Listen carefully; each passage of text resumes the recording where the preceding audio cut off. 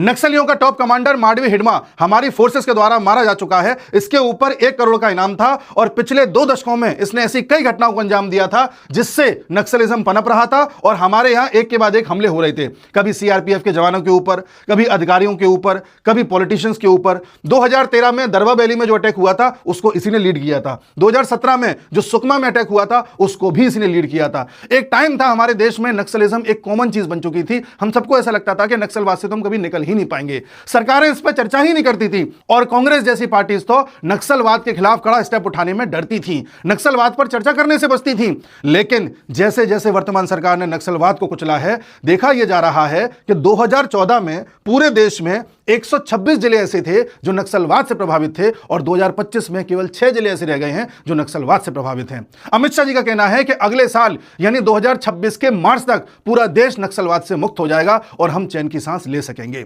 नक्सलवाद एक communist Maoist विचारधारा है जो चाइना के माओ जेडोंग की विचारधारा को आगे बढ़ाती है और 1960 के दशक में हमारे देश के नक्सलवादी क्षेत्र से फैलना स्टार्ट हुई। यह एक हिंसक विचारधारा थी जिसमें हिंसा को मेन वेपन बनाया गया। बाद में इस विचारधारा के साथ कई पॉलिटिशियंस जुड़ गए, कई पत्रकार जुड़ गए, कई बड़े बड़े प्रोफेसर जुड़ गए, यहां तक कि इस विचारधारा को रखने वाली एक पॉलिटिकल पार्टी भी बन गई जिसे सीपीआई माओइस्ट कहते हैं। हमारे देश में इस विचारधारा को आज लेफ्टिस्ट विचारधारा कहते हैं जो अर्बन नक्सल के रूप में हमारे देश में फैली हुई है। वैसे नक्सलिज्म की बात करी जाए तो 2014 में जब नक्सलवाद की बात करी जाती थी तो इतना क्षेत्र जिसे रेड कॉरिडोर कहा जाता था नक्सलवाद से प्रभावित था, लेकिन 2025 तक यह सिर्फ इतने से क्षेत्र में रह गया है जो अगले 4-5 महीने में पूरी तरह से समाप्त कर दिया जाएगा। इस विचारधारा को चाइना बड़ा प्रेरित करता था और 1960 के दशक में जब पूरा चाइना माओवाद से घिरा हुआ था, माओवाद से प्रभावित था, तब चाइना ने सोचा क्यों ना अपने आसपास के देशों को भी इस विचारधारा से प्रभावित किया जाए, जिसमें उसने कई देशों में इस विचारधारा को फैलाना स्टार्ट किया, जहां पर नेपाल भी शामिल था और भारत भी शामिल था।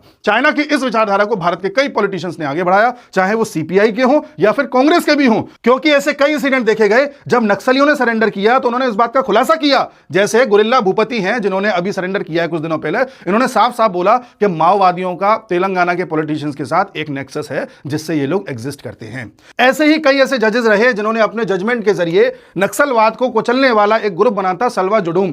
वो ग्रुप धीरे धीरे माओवाद को खत्म कर रहा था, लेकिन सुदर्शन रेड्डी जी ने उस ग्रुप को ही बैन कर दिया और इस चीज को सपोर्ट करने के लिए कई सारे पत्रकार भी आए, जिसमें नंदिनी सुंदर भी एक थी।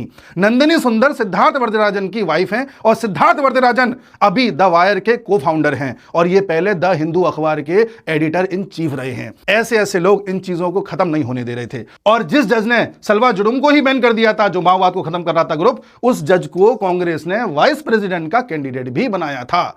इस तरह के न जाने ऐसे कितने इंसिडेंट हैं जिसमें कांग्रेस चाहती तो नक्सलवाद को खत्म कर सकती थी, लेकिन कभी भी कांग्रेस ने ऐसा नहीं बोला कि हम अपनी फोर्सेस के साथ खड़े हैं, आप एक्शन लो, हम पीछे खड़े हैं। कभी भी नहीं। कहीं कहीं पी चिदंबरम जेएनयू में खड़े होकर के नक्सलवाद को समझाते थे, नक्सलवाद ये है, नक्सलवाद वो है, लेकिन कभी नहीं कहा कि ये जो घटना हुई है इसका बदला लिया जाना चाहिए और नक्सलवाद खत्म करना चाहिए। ये अमित शाह और नरेंद्र मोदी हैं जिन्होंने इस पूरी समस्या से देश को मुक्ति दिलाई है, लेकिन मेन मीडिया इसकी बात ही नहीं कर रहा है। हम सबको इस चीज को प्रेस करना चाहिए और ऐसे ही धीरे धीरे अंदर का और बाहर का आतंकवाद भी खत्म किया जाएगा।